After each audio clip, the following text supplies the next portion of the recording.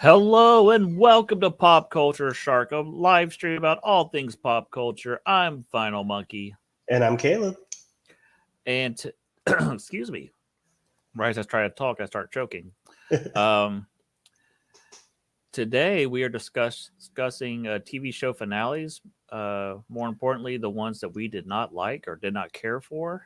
Yes, Um, and they're weird ones. Like we're not going to be talking about like Game of Thrones or The Sopranos or Lost. I think these are pretty weird ones, honestly. yeah, I don't really. I mean, I didn't hate the Lost finale. I kind of liked it.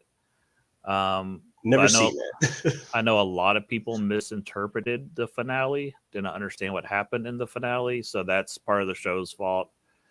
Um, so we'll talk about all that here in a minute. But first, let's do our weekend checkup. Caleb, how you doing, bud? I'm doing okay. I am actually under the weather myself. I pretty much because I work from home. I pretty much never call in because like I'm at home. So why bother? Um, but I have this cold that started off with me not even being able to talk, and that's the majority of my job is talking to people.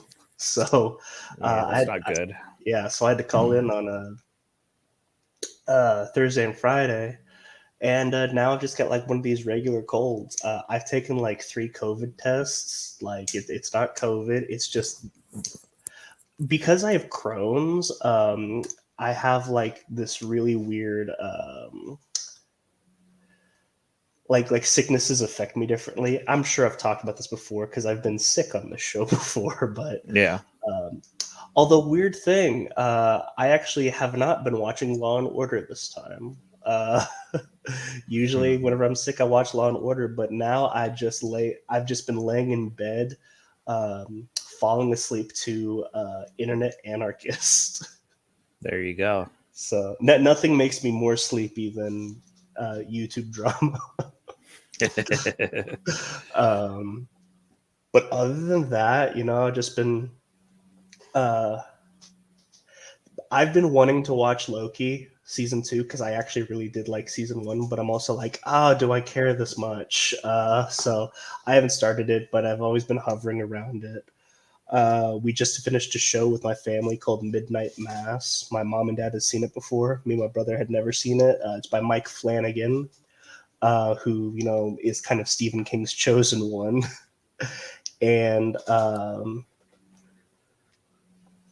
uh, I mean, that was really good. That might be one of the best miniseries that I've seen in a long time. Awesome. So yeah, and that's actually one thing that we're gonna figure out with these TV finales is I'm at the point where I really don't watch TV shows anymore. I just watch miniseries. Yeah, I used to watch TV a lot when I was like a teenager, early 20s, and then I just got to a point where I was like I was done watching TV shows because they were just going to get canceled at the end of the season and the stories were never going to be finished. So unless the series completely wrapped up, I knew there was an ending, I was pretty much Yeah, avoiding most shows. yeah, definitely. I this is a very hot take on my part because I know a lot of people disagree with me.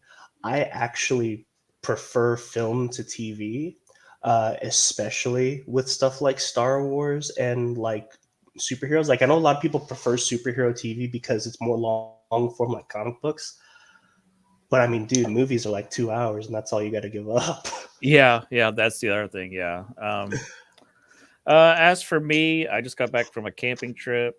Uh, we were out at Lake Bob Sandlin down here in Texas, and it rained like crazy on Thursday. Like it was just nonstop rain. It was ridiculous. Isn't that something that you all need down there, though? It is. I was surprised. We have a hay rain. All of a sudden, it's like day of the camping trip, just downpour like nonstop.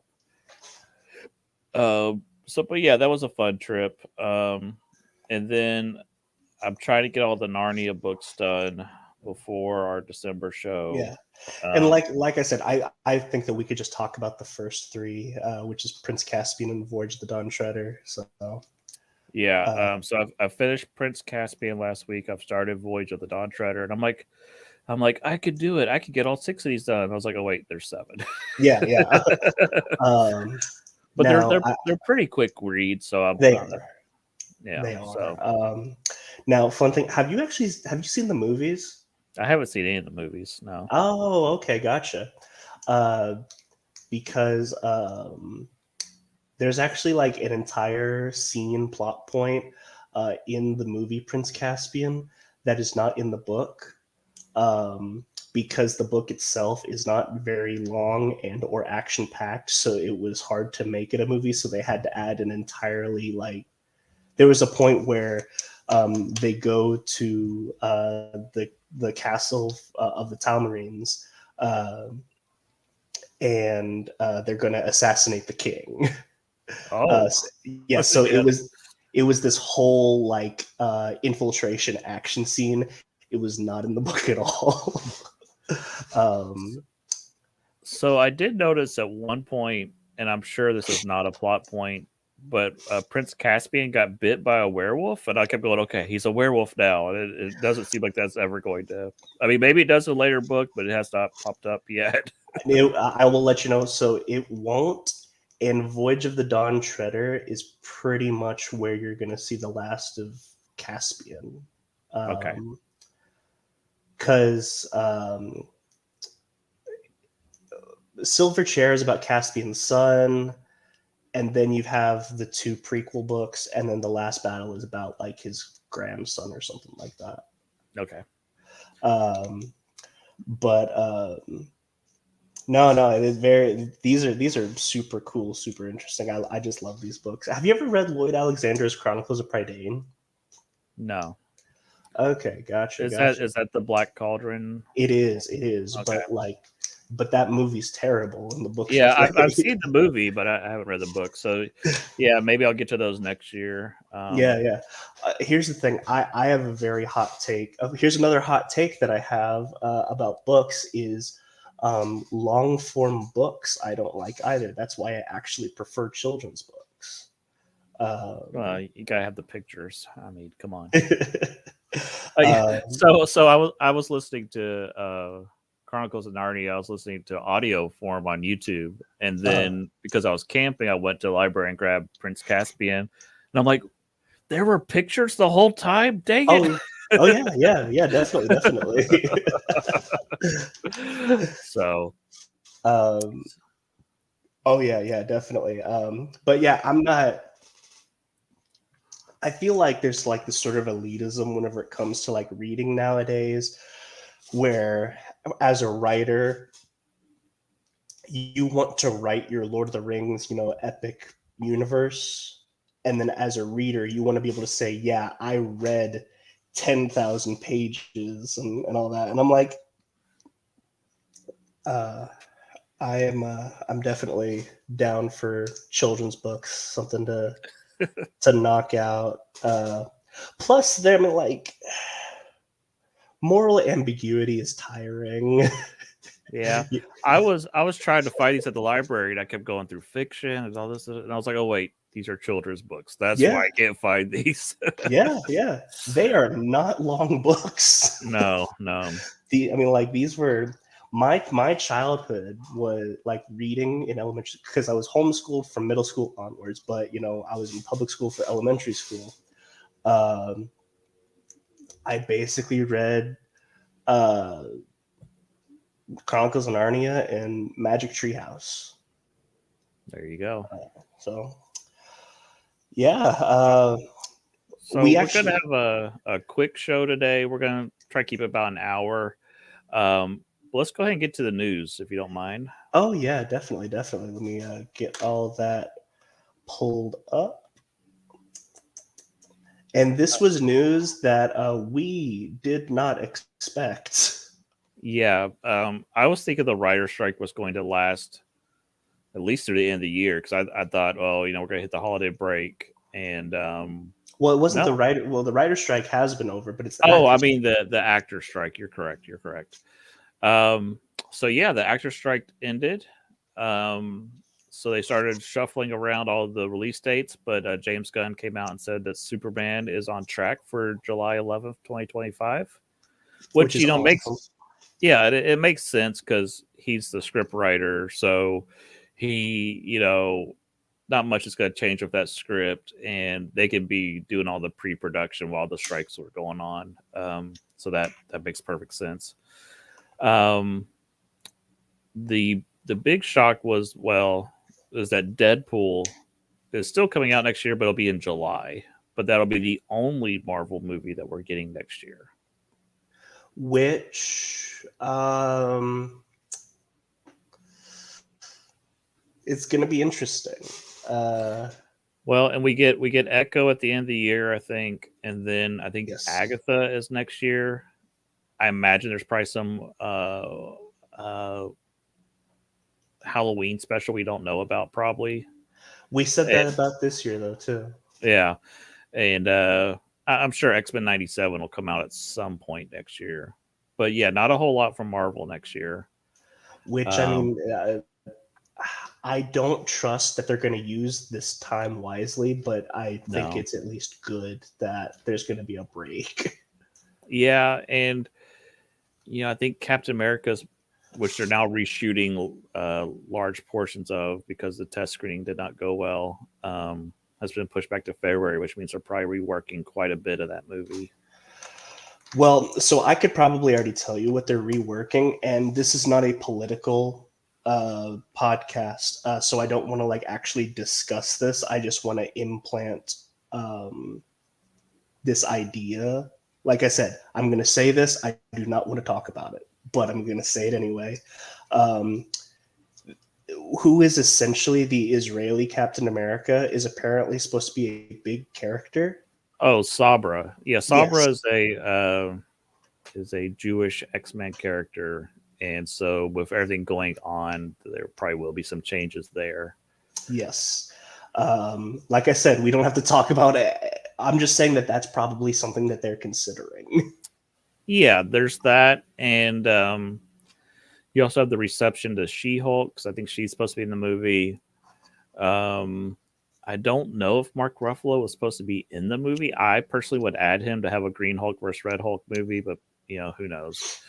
I think the biggest problem is that they are. I like to call it the Defenders problem because it all really started with the Defenders, even though that was barely the Marvel Cinematic Universe. If you watch the Defenders saga, the Defenders actual show was completely centered around Iron Fist, and Iron Fist was the worst received show out of the four. Yeah. And so, you've got these things where you are banking you're not, and it's not like a sequel or anything. You are banking what are essentially other franchises on these franchises that you thought were going to do well, but then turns out they didn't. Yeah. So I assume that Thunderbolts will be their 2025 summer movie, which means it'll be Superman going up against the Thunderbolts. Thunderbolts is going to get destroyed. Well, yes. That's kind of interesting, though, because Thunderbolts is supposed to have Sentry in it. So that's Marvel's Superman. So we're going to have two Superman movies basically out at the same time. What did Suicide Squad have to, the Suicide Squad have to go up against? When it came out? Yeah, because I know Suicide Squad went up against Civil War, which was hilarious. Oh, yeah. But the Suicide Squad, I don't know what that went up against. Was that 2021? Is that what I said? I meant to say Thunderbolts. If I said no, you said Thunderbolts. I'm just saying because Thunderbolts is essentially them doing Suicide Squad. Okay, I got what you're saying. So I'm like, what did the Suicide Squad go up against? That was August 6, 2021. That was probably up against what, Black Widow? I don't. I want to say Black Widow because that would have been the beginning of the pandemic when that came out, and I might be misspeaking because that whole time they were releasing stuff on streaming and in theaters at the same time. Yeah, that makes sense because remember Black Widow had the whole lawsuit over the release. That's hilarious. Because Black Widow was horrid and the Suicide Squad was phenomenal. Yeah, but nobody went and saw the Suicide Squad. So I mean, it was rated R, so that didn't do it any yeah, favors. and it didn't really have a other than Harley Quinn, not a main draw to the a well known character. So Yeah, I think that's what it had going for it, though. speaking of movies that nobody saw, the Marvels is out this weekend. Yeah, I don't know. I think Cameron and I are going to go see it on Tuesday. Have you seen the latest numbers? I think it's No. at about somewhere around like gonna be like around 40 million domestic, 40 maybe 42 million, and then like Wow. 110 million worldwide is the number. And So part of that's from not even close to that billion they were hoping for. not even close to the opening US numbers for Captain Marvel when it came out. It was like 160 million or something. I mean, worldwide it even get up to that. So this is very embarrassing for Marvel. Hopefully it's a wake up call, but they're kind of already stuck on this train track heading towards Kang. So Yeah, yeah. I don't know. And apparently the Loki finale, which like I said, I haven't seen, but apparently the Loki finale puts a decent bow on this whole multiverse idea. So in a sense, they could stop here if they wanted to. Yeah, yeah. Um, I'm kind of for that. Just say Kang got killed by the ants and Ant-Man and move on. All right, so that was our news. We don't want to dwell too much on Marvel tonight. We kind of went overboard last week with that. Yeah. Real quick, I want to ask because I know you said that we wanted to do a "He Made Me Do It" next month. Have you seen the Suicide Squad? Yes, yeah, I have seen the Suicide Squad. Oh, okay, The gotcha. second one, I have seen the second one. Yes. Okay, gotcha. Because I know you said that you were done with DC until That Superman, but I didn't know if since that that was was the one exception because it was James Gunn. I went ahead and watched that one. okay. Gotcha. Well, I just wanted to get that out of the way in case because I was like, well, that could be one. Yeah. So, for those who don't know, early on in the show, we would do "He Made Me Do It," where we would make each other watch movies. We're gonna bring that back in December, and so we're trying to figure out what movie we're gonna make the other person watch and discuss. To give you some perspective, it could be like movies that we like or movies that we think the other person like. I had never seen The One, so he made me watch The One, and now The One is one of my favorite movies. Yeah. I'm trying to think. I think I usually just got you to watch bad movies, and it was funny. Yeah. You did have me watch The Other Guys, and I did enjoy that one. That's right. I did have you watch The Other Guys. Yeah. Yeah. Um, Yeah. And then I had you watch. Did I have you watch Batman and Harley Quinn? Yes, that was Yeah. terrible. Yeah.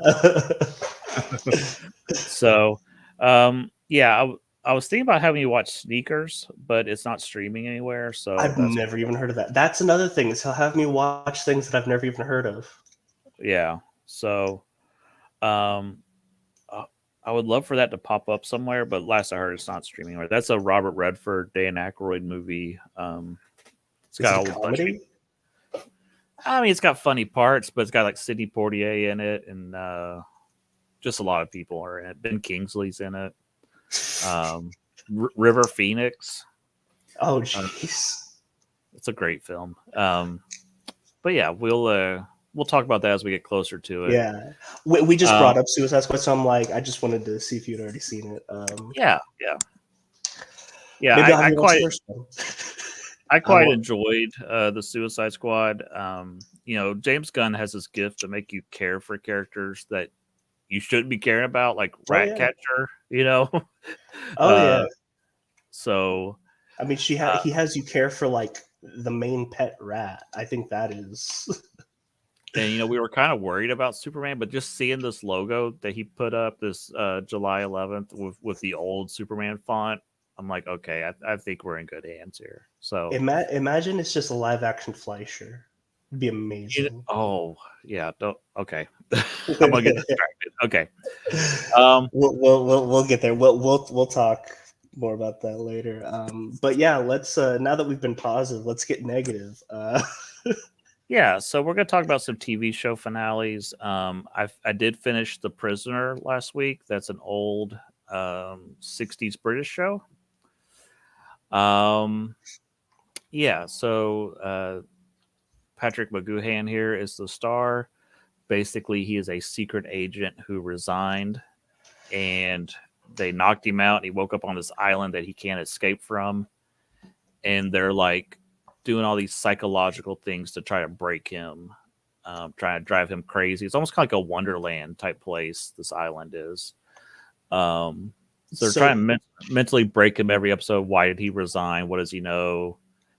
And they like took away his identity. Now he's just called Number Six. And, is this kind of like are there sci-fi elements to this? yeah, there's a lot of like brain swapping and brainwashing Okay. and all kinds of weird stuff. And there's like this giant weather balloon monster that keeps attacking people and stuff, and all kinds of wacky stuff. Because from your like one sentence, like from sentence one, I'm like, this sounds like Burn Notice. It is. Yeah, he's basically burnt at the beginning, but he's stuck on this island and he can never leave. Yeah. Definitely like Burn Notice. Where am I? Miami. Yeah. Lost elements to it and stuff. Okay. So one of the there's a couple of mysteries that were going on through the whole series. Who's number one? Why did he resign? He's number 6. Okay. And number two is always like running the island, but number 2 they'll change every week. Like it'll be a different actor playing number 2. So you don't know if the number 2s are getting fired or if they're getting killed off screen or what's happening to them. So like, is it implied that like because the number 2 failed to break him, that they're replacing the number 2? Yeah, they're like swapping people in to try to break him and stuff. And sometimes the number 2s come back. Sometimes they'll be gone. All of a sudden they're back again. Was this this was a BBC show? Yeah, it only lasted 1 season. How many episodes? I think it's like 16. Okay.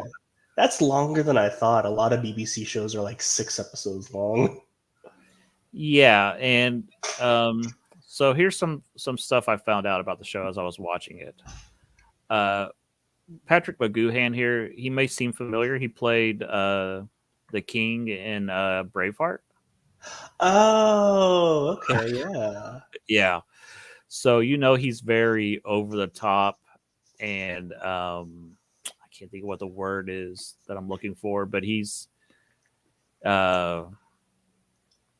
he's just very over the top, gets his way and stuff. And so he was the kind of the creator of the show, but at some point he has a fight off screen with the head writer of the show and runs off the head writer of the show. So you'll notice all of a sudden the show just kind of goes off the rails. About 4 episodes left, it just gets weird. Like the whole show starts getting weird. I also kind of like not the character, but the actor is the actual actor. Yeah, he was very demanding off screen, and him and the head writer had a fight, and so he kind of took completely over the show at that point. He was also filming a movie at the same time. So there's one episode he's hardly even in. Like they said, oh, his brain got swapped into somebody else. So you're following some other guy. It's supposed to be him. So weird things like that. But the next to last episode was actually really good. It was like one of the final episodes that the head writer wrote before he left. And it's like number 6 and number 2 trying to like mentally break him, and they're having like this all this brainwashing, all this crazy stuff going on and stuff, and very interesting. And then that leads into the final episode, and I was so confused.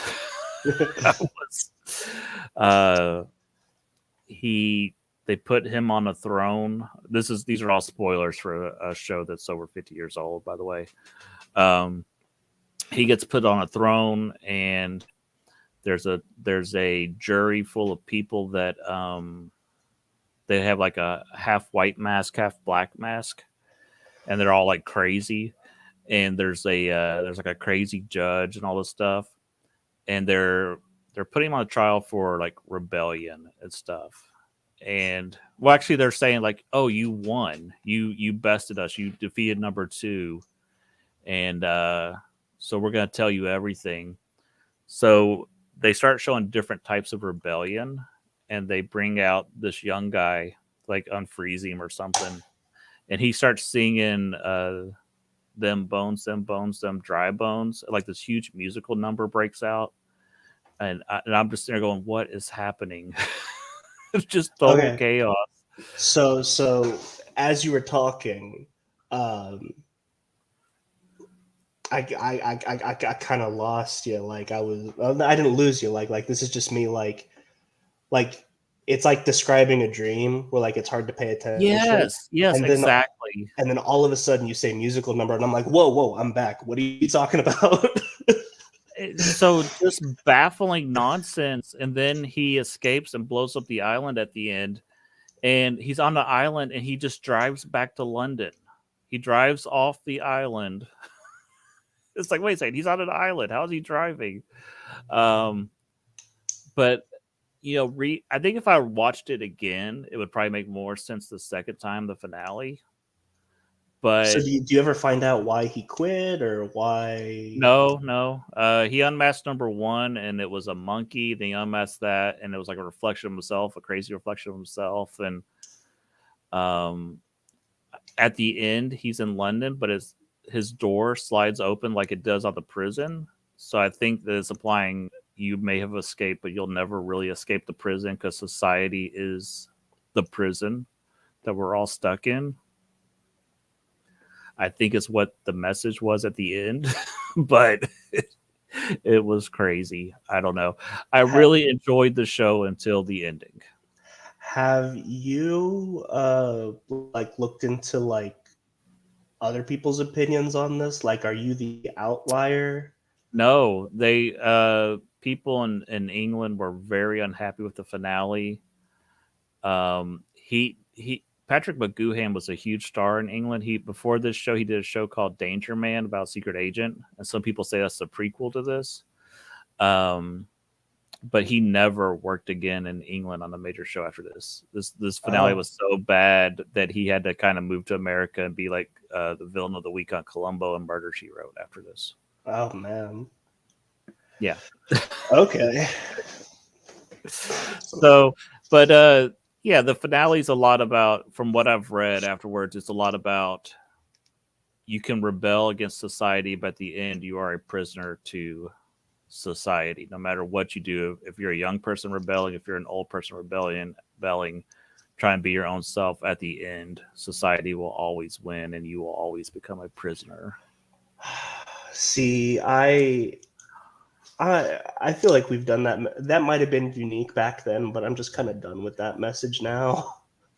Yeah, but yeah, again, this was the '60s, Yeah, I'm sure and that that was revolutionary back then. yeah, I mean, this was during the hippie movement, the space race, and all that. So, yeah, and it implied that he was number one, that he was the one keeping himself prisoner, like your choices or what have imprisoned you. I don't know. It was weird. Cool. Okay. So the prisoner. If you want to watch a trippy '60s show, it's kind of fun until the end. Just know the ending is just bat poo insane. So with my selections, you've got two and I've got four. Whenever it comes to and this is why this is weird for me, because normally when a show gets bad, I just stop watching it. Yeah. So so like I don't like I watched the first three seasons of Arrow and then I stopped watching it. I only watched the first season of Flash. And then of course I have a friend who is like, you know how I'm like the streak must be kept with Marvel. Mhm. That's like 2 hours out of my life every 6 months. He's like the streak must be kept, but like with TV. So like it doesn't matter how bad it gets. He's like, I gotta watch until the end. That's not me.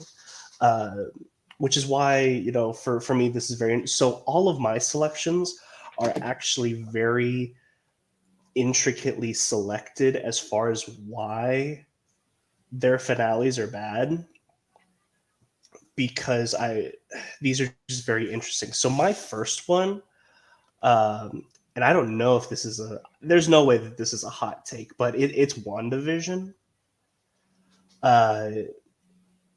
Now keep in mind, I think WandaVision is one of the best things they've come out with, you know, post Endgame. Mm-hmm. You know, in the tier list, this is S tier, 100%. But and have you seen WandaVision? Oh yeah, yeah. Okay, I've okay, definitely okay. seen WandaVision. Yeah. So when you think of WandaVision, what do you think of? I really liked the black and white TV sitcom tropes and all that. I loved all that stuff. Sure. I feel like the ending was a little rushed. You could tell that the pandemic was starting, and like so you could tell that certain people are on the same sets at the same time.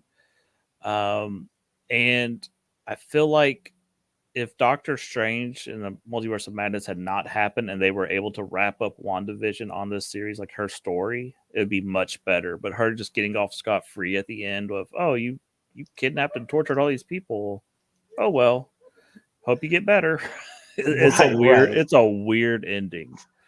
So for me, mainly the ending, because I think that, and this is just Loki. So Loki season 1, I think, gets the ending right because it is consistent through and through. Are you The sure weird, about that? But okay, we'll argue Loki another day. well, I mean, whenever I say consistent, I mean like the actual pacing and the style. Okay.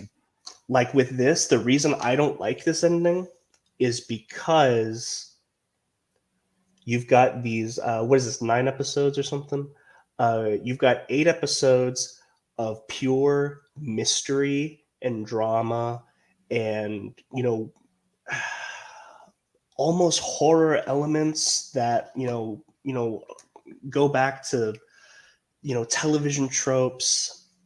And then the last episode is just cape shit. Yeah, I Like, mean, it does turn into a big superhero battle at the end. That is yeah, true. and it doesn't work. It doesn't fit. Like, Also, I forgot about Ralph Boner. That misdirect yeah, is still terrible. That is a yeah, terrible misdirect. yeah, Ralph Boner stuff. Like, here's the thing: you have got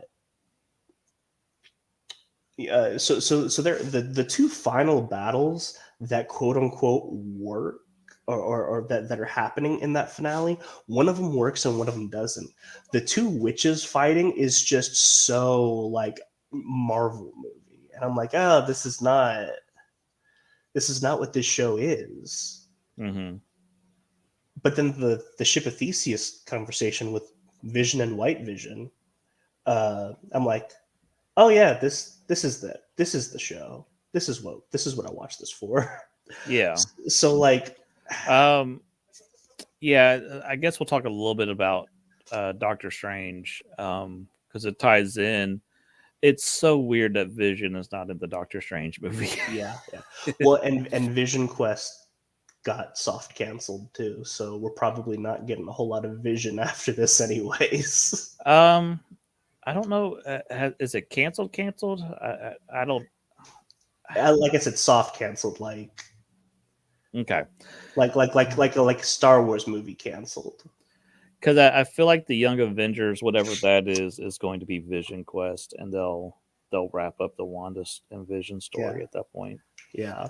Um, But yeah, so the reason I wanted to talk about this as a finale is because this is the type of finale that just doesn't fit the rest of the show. yeah, I get it. I totally get it. Once again, I still think that if you put this on, like, if we combine the movies and the TV shows and we make one tier list out of that, which is something that I would like to do at one point, I mean, it's still S tier. One blemish does not mean it's not S tier, Yeah. but it's still glaring. So, um, Okay. my next one. This is actually a funny one because this is one from when I was a kid. Um, I love Yu-Gi-Oh. I And still I know nothing about Yu-Gi-Oh, so yeah. continue. So basically, and I don't want to dwell on this for too long because I just think that this is more of a Japanese sub to dub thing. Because when I was a kid, we're watching 3 seasons of Yu-Gi-Oh! GX, and it's my favorite show. I like it more than the original. I still do like it more than the original. And the show ends with them escaping what is essentially the Shadow Realm, and the main character Jaden um, sacrifices himself, uh, and they're still they kind of leave it on a cliffhanger, and you know me and my friends were like, oh man, what's gonna happen next? And then the next Saturday, a new show starts, Yu-Gi-Oh! 5Ds. Yeah. It wasn't until much, much later that I found out that they did not dub the final episode of this season, and they didn't dub any of the fourth season. So there is an episode and then an entire season after what is essentially the finale that I got. They did that with a lot of anime shows. I think like Voltron was a mix of a couple of different shows back in the day where they would leave out episodes or they would change plot lines when they brought it over to America. So, none of that surprises me. Same thing happened with Ninja Turtles. They skipped a whole season and then brought it back later. They had that whole lost season Right, yeah. because they wanted to do fast forward. So, Well, and you know what's funny is that that happened. I mean, it's 4 kids. It happened around the same time as this, actually. yeah. So I imagine it has to do with the leadership at Four Kids, which we could do a Yeah. whole show about the Oh, leadership Four of Four Kids is Kids. horrible. They had Um, some good shows on there, but the leadership was trash. yeah. So Now I did, of course, as an adult, I'm like, you know what? This is my favorite show as a kid. I'll watch the sub just so that way I can get the ending. And you know what? It's a great ending. I With 4 kids being in charge, I actually have no idea how they would have done season 4 because season 4 gets super dark, and I'm like, 4 kids wouldn't let this slide. yeah, Four Kids would definitely not show anything dark on there. But I don't know. Part of me is like, man, I wish they would go back and just get all the original voice actors and dub it so that way I could see what I could have seen when I was a kid. Yeah. But yeah, I just wanted to talk about this because like this is a so WandaVision is a show where its finale just doesn't fit the rest of the show. This is like a classic, you know, anime dub finale where you're a kid, you watch the finale, and then you're super confused because you're like, wait, that's it. Yeah. So, All right. What's next? next up is for you. I've never seen the show, which surprises a lot of people. So this is Battlestar Galactica, and now this is the new one, right? Not the original. Yes, this is the new one. In your opinion, which like just overall, which is better? I haven't seen a lot of the old one. Okay. So this though was by one of the creators or one of the people behind Deep Space Nine. So it's a much more serious take on things. So I really like that aspect. One of the big mysteries was who were the Cylons. I think there was 12. It's been a while since I've watched this, so I might have some of these facts mixed up. But one of the ongoing theories was who's a Cylon, who's a human. Well, you find all that out at the beginning of the final season, so that mystery is gone.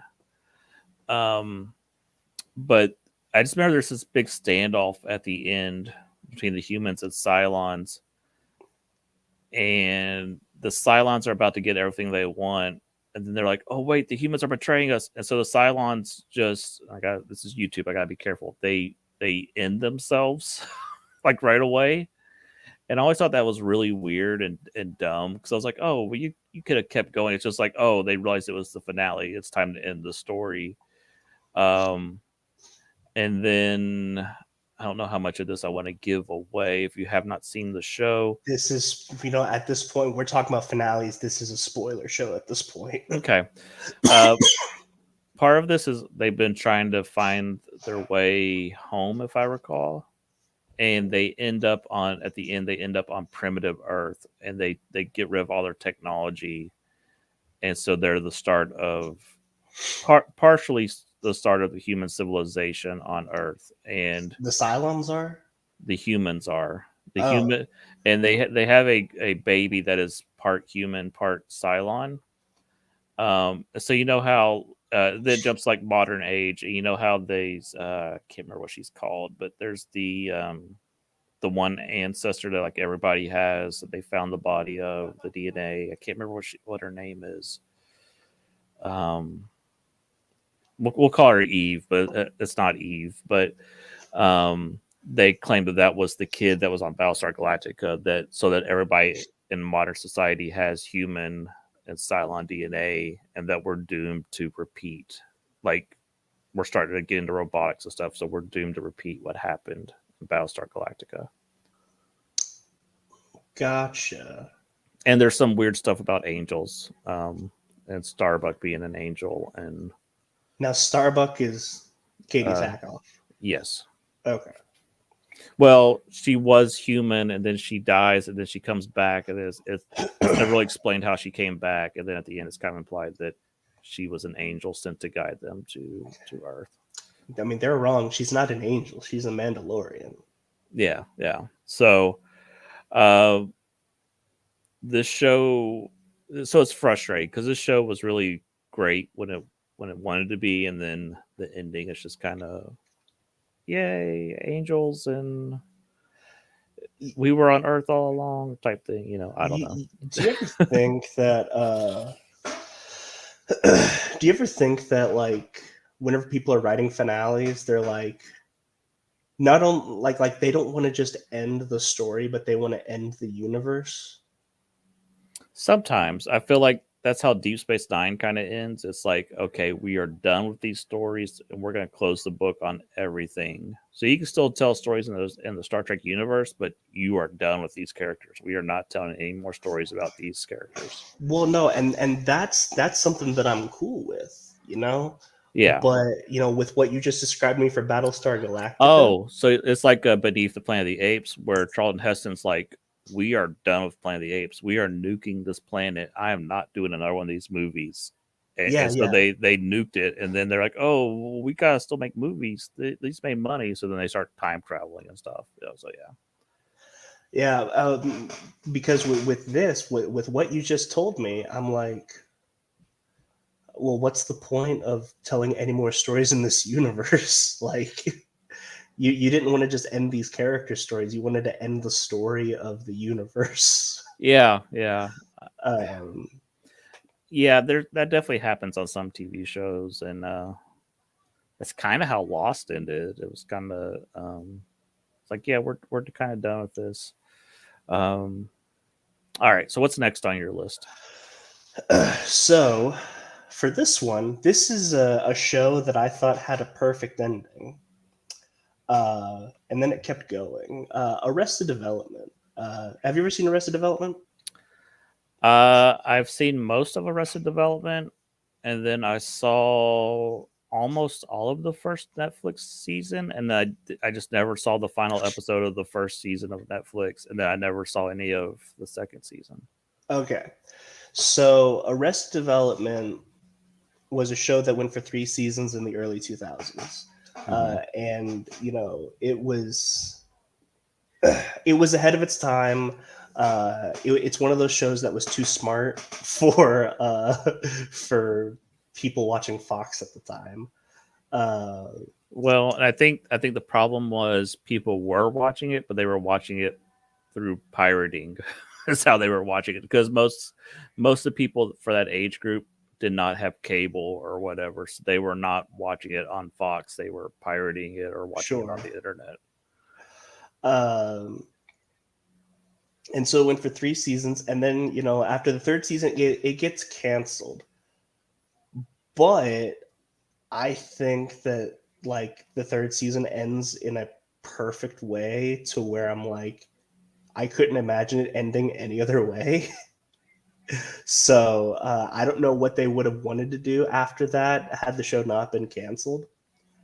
Because it would have been different than what ends up happening. Because season 4 comes out on Netflix like 15 years later. Yeah. And it's just not the same show. It's not. Well, for one of the main problems was most of the cast was not in the same room at the same time. Yeah. They shot it really weird. And I could kind of see where the finale was heading. Like, I didn't need to see the finale. I knew what was going to happen. Just from everybody's actions and the way the storylines were being set up. Yeah, I mean, just to let you know, so it ends with George Michael finding out that Michael has been dating his girlfriend to Isla Fisher's character. And George Michael's like, oh man, you're just as bad as the rest of the family. So he punches him. And then it turns out that Lucille too has been murdered. And so all of season 5 is like it's a parody of it's a parody of what was going on in politics at the time, but also a murder mystery. Yes. There was a lot of Herman Cain jokes. Yes. Which, look, right now you're like, who is Herman Cain? Exactly. That was, for whatever reason, the creators of the show just got obsessed with Herman Cain. And he was just like this blip in politics at that time. And the world moved on, and Arrested Development was like just stuck on this character for whatever reason. Oh, I think that the funniest thing is they predicted Trump's platform like 3 years before he actually, because they were talking about building a wall to stop the Mexicans from getting in. Yeah. And it was, I mean, it's hilarious looking back on it now, but unfortunately, it's just not a fun. What it is Arrested Development was fun to watch. Season 4 and 5 are not fun to watch. The one part I did enjoy of season 4 was the all the Fantastic Four jokes and Tobias trying to be on Fantastic Four. I think Anus Tart is like the funniest thing. Daddy needs his rocks off. Yeah. So this is like someone that you've been in contact with. She, I like to think of her like she's still 13. Whoa, okay. And what's your relation to her? Yeah, she's my daughter. Maybe. Like, it's so funny. So I think season 4 really got Tobias right, but I just think everything else was a mess. Right. And then season 5 just ends with it turning out that Buster killed Lucille too, and put her in the wall that they built, and that's how the show ends. Weird. Okay. Yeah. So Arrested Development is a show that had a perfect ending, and I'm like, oh, why'd you keep going? Yeah, I worry when they bring shows back like that, like Futurama's back right now, and I'm like, okay, I mean, this is fun, but we've had like 3 great finales. Why do you keep bringing it back? I'm worried that's not going to end well this time. Yeah, I mean, you remember how season 3 ended, right?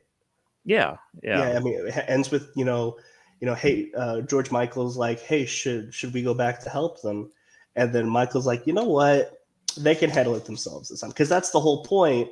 Is he was trying to keep, but it's like, okay, so they don't want to be helped, so let's just go off to the Cayman Islands and enjoy life.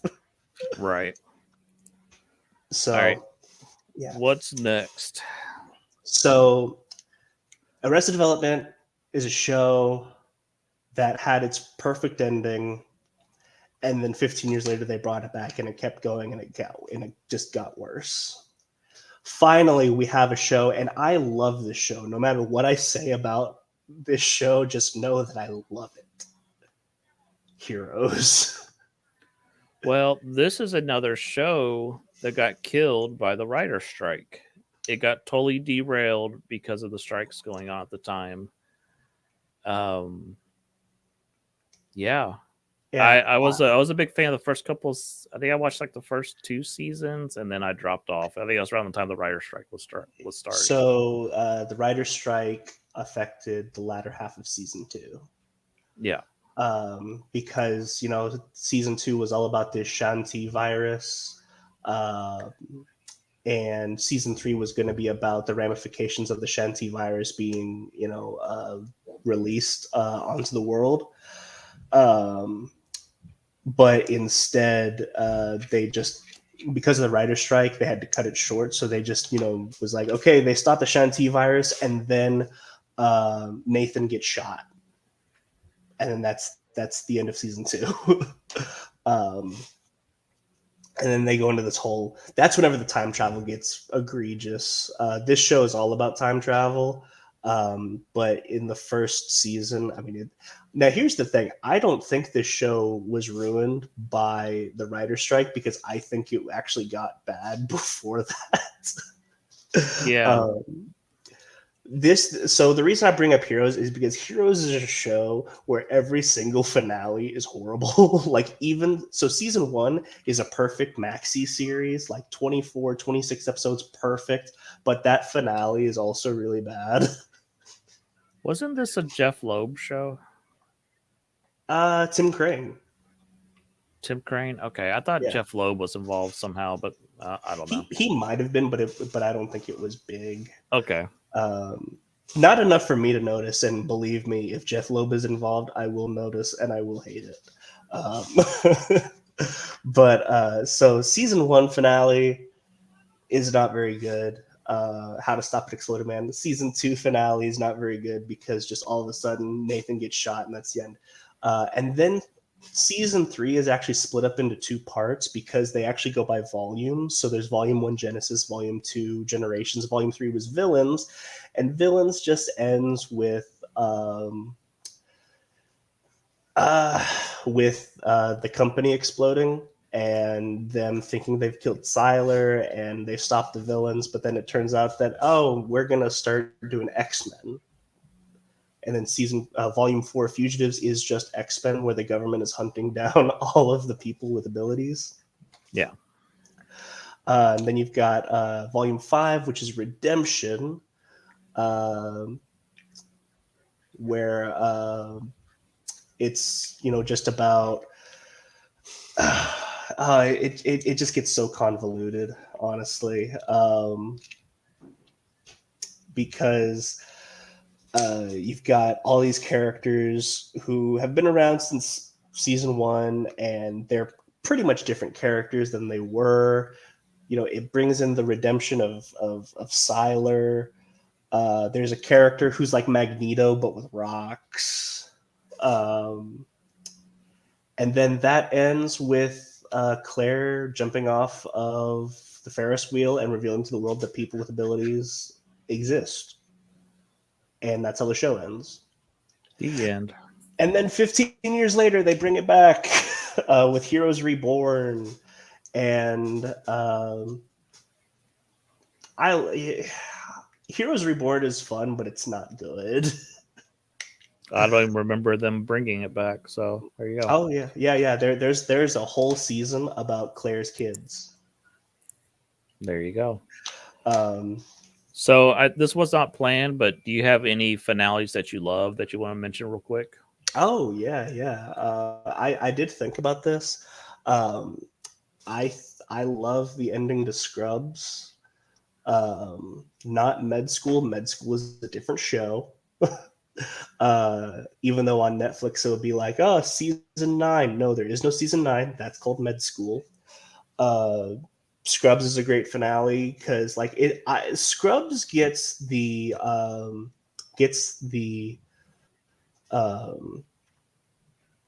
sitcom finale right because like JD's expecting like this sitcom finale, and then Dr. Kelso's like, "Well, what'd you expect? You know, you're just leaving. Everyone else has to go about their workday." And so then he imagines this perfect, goodbye with everybody. And then as he's walking down, he sees all the people that he's lost, all the patients that he's loved, even all the way back to season one. Um, he sees people that had a huge impact on him, and so that's what I love about Scrubs' finale is it's not about the perfect goodbye. It's about how you affected people and how they affected you. So I mean, I love the Scrubs finale. Um, I mean, Breaking Bad, Better Call Saul, those are easy. I was gonna say Spider-Man the animated series has one of the best finales where all the different Spider-Mans team up and form a Spider-Verse. Dan Slott's so clever. Yeah, that is a. If you haven't seen the 2-part finale to Spider-Man animated series, Spider Wars, yeah, that's a great one. Which is funny because that's one of those that's like apparently that show is supposed to keep going, and I'm like, no, it ended perfectly. Don't keep it going. Yeah, it ends with them being Stan Lee at the end. That's great. How do you stop that? Like how do you keep going after meeting Stan Lee? Yeah, it's a beautiful, nice ending, and I know there's the loose end of where's Mary Jane. He's got to go find her, whatever. But I think that's a pretty good finale. I was gonna say, Quantum Leap is another one of mine. I don't know how much you watched Quantum Leap or if you know anything about Quantum Leap. None of it. I've heard of it. Papa Monahan, not Maddox, Papa Monahan would watch it a lot, but I don't know anything about it. So Sam Beckett would leap through time and leap into different people's bodies, and he was there to correct things that went wrong, to make the world a better place. His companion Al, Dean Stockwell, I think is his name. He was a hologram that couldn't interfere, but only Sam could see, and he would pop up and help him and kind of guide him.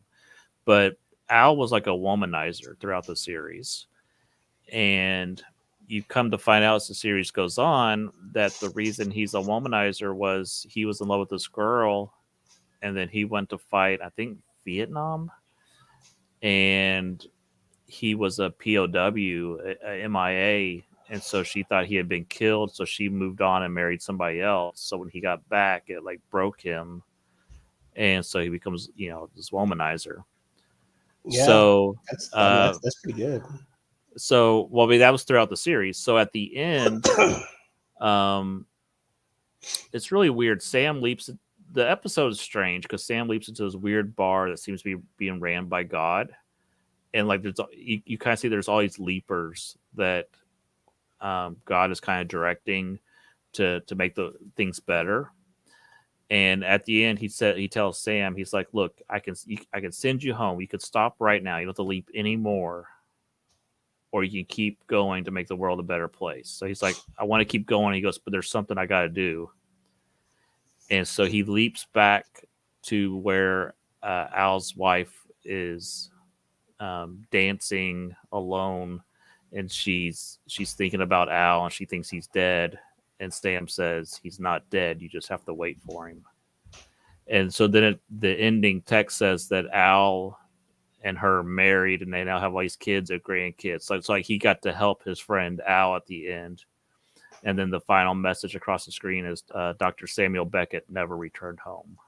So he was leaping forever after that, and then eventually passed away. So it's a neat ending that he got to finally, he helped all these other people, but now he got to make a choice for himself, and he chose to help his friend out at the end. Okay, that's cool. I like that. Yeah, Quantum Leap's an awesome show that not enough people talk about. I haven't seen the new one. I I don't care to see the new one because if it's not Sam and Al, then I don't care. So, I think that oh, what was it called? So it was Justice League Unlimited. It wasn't necessarily the finale to Justice League Unlimited, but it was kind of the finale to Batman Beyond. yes. I can't think of what it was called. I cannot think of it either, but those Justice League has a bunch of great final episodes all throughout the yeah, because they kept thinking they were going to be canceled, so they would do a finale and they go, oh, you got another season, so then they do another finale, and yeah, those are all great. Is it called Epilogue?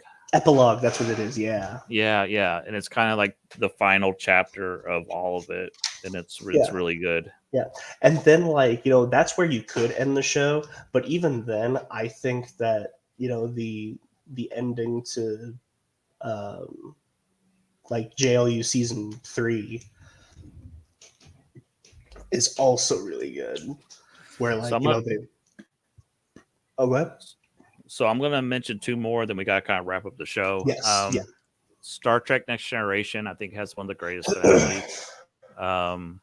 I know you're not a Trekkie, but I think I made you watch All Good Things. I watched it, yeah.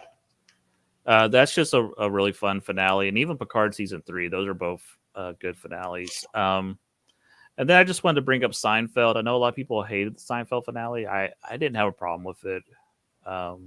They're horrible people who finally get their yeah, and you get a chance to kind of revisit all these characters and all these jokes from past episodes, and it's fine. Yeah, like, I mean, if you think about all the horrible stuff they did, yeah, they're in prison because they are horrible people. Yeah. And now it would be different if it's like It's Always Sunny in Philadelphia, because It's Always Sunny in Philadelphia, that's like a cartoon. So an episode with them or a finale with them ending and going to like prison is not funny. Right. Now, there was a pseudo finale at the end of season 10, and then they kept going, where they all thought they were going to hell. That was funny. So, but yeah, Seinfeld, ending like it was going to hell. Like Seinfeld, the difference between Seinfeld and It's Always Sunny in Philadelphia is Seinfeld is like real horrible people, while It's Always Sunny in Philadelphia is like a cartoon. And we can't do a show about finales without mentioning one. Have you ever heard of St. Elsewhere? No, I haven't. It was a hospital like drama, like ER, with like I think Howie Mandel was on there. This was like early '80s. I think Denzel Washington was on there. It was it's a very popular show, but the final episode revealed that the entire show took place inside an hourglass that a little autistic kid was holding, and that he had imagined the whole show. The problem with this is St. Elsewhere crossed over with a bunch of other shows. So that means the autistic kid imagined those shows as well. And those shows cross over with other shows. So that means that he imagined those as well. And you know what? Everything's inside the snow globe. So that's I can't. Is that hilarious or is that beautiful? I don't know. look it up. I think his name's Tommy. There's a whole thing on the internet about every show that crossed over. So all these, you think about the Munch universe. Detective Munch was on Simpsons and X-Files and Law and Order and this and that. And that crossover with Cops and this and that. And you see how everything gets tangled very quickly. So. Kind of like how you can connect Cory in the House to Sonic the Hedgehog. Sure. Everything is a crossover with Cory in the House. Yeah. So we would love to hear your favorite and least favorite finales. Be sure to comment below. Be sure to like this live stream and tell your friends. We're still trying to build an audience. Next week, I think there will be a show. I'm going to be traveling Saturday, but we should be at our destination by Sunday. So there should still be a show. We're not sure it'll be about just yet, but tune in next week, 4 o'clock Eastern. Until then, Yeah, I've you're gonna be been, in town, right? yeah, I'll be in town. Okay. So until then, I've been Final Monkey. And I'm Caleb. And we'll catch you in the shark pond. See ya.